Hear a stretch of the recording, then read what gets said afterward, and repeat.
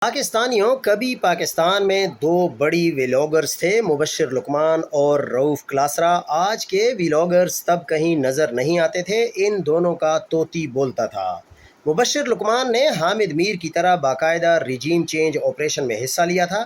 اکتوبر 2021 میں جب حامد میر نے واشنگٹن پوسٹ میں عمران خان کے خلاف لکھنا شروع کیا تھا، تب مبشر لقمان نے اپنے ویلاگز میں عمران خان کی فیملی کے خلاف ہرزہ سرائی شروع کر دی۔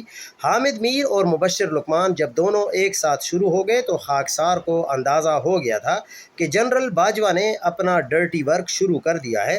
جب جنوری 2022 کو جنرل باجوہ چین کو ریجیم چینج کے لیے اعتماد میں لینے گئے تو خاکسار نے لکھا کہ اگر وزیراعظم عمران خان اس آرمی چیف کو فوری طور پر فارغ نہیں کریں گے تو وہ خان صاحب کو فارغ کر دے گا۔ افسوس، خان صاحب نے بروقت ایکشن نہ لیا اور باجوہ وار کر گیا۔ خان صاحب اقتدار کے بے رحم اور شفاق کھیل میں بھی خیر سگالی کی پالیسی اپنائے رکھے۔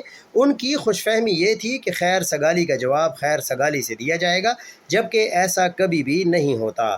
خیر سگالی کو کمزوری سمجھا جاتا ہے اور آپ اس میں رگڑے جاتے ہیں۔